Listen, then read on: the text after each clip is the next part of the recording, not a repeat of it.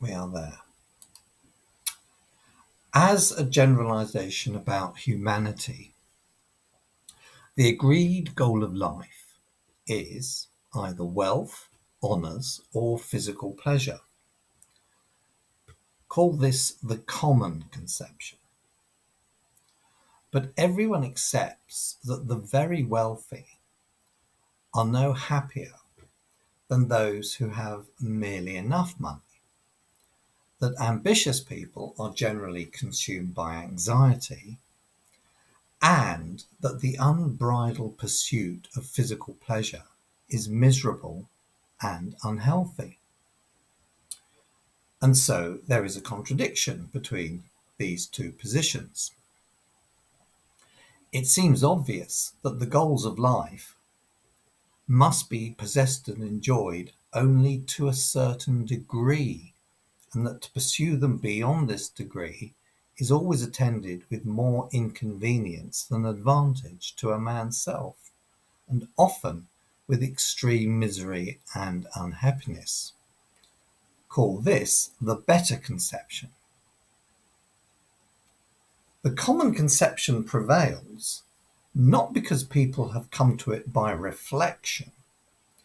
They have either adopted that position without thinking, or they have seen the logic of the better conception, but given into passion and appetite.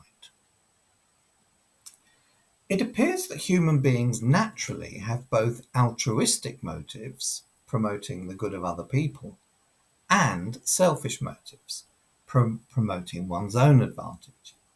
And these are followed to an equal degree. Let's label them, respectively, man's social capacity and man's single capacity. Men obey their nature in both these capacities and respects to a certain degree, but not entirely. Their actions don't come up to the whole of what their nature leads them to in either of these capacities or respects, and they often violate their nature in both. Men neglect the duties they owe to their fellow creatures, but they also neglect their own real happiness. For example, when they succumb to the desire for instant gratification. Here is an important fact about man's altruistic social capacity. When a man is doing the right thing, he is motivated by a love of right conduct.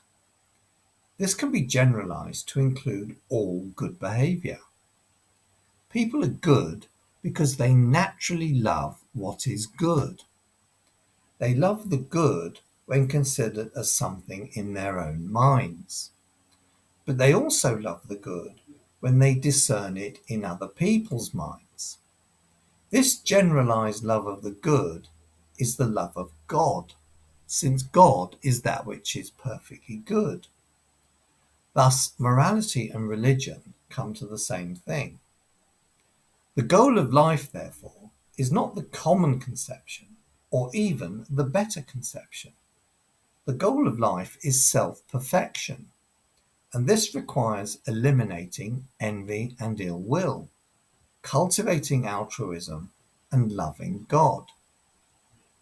Family relationships, friendships, and all our other social interactions are vital as the means to achieve this perfection. They train us to keep our emotional impulses under control and to detach ourselves from partiality and to embrace a universal benevolence in its place.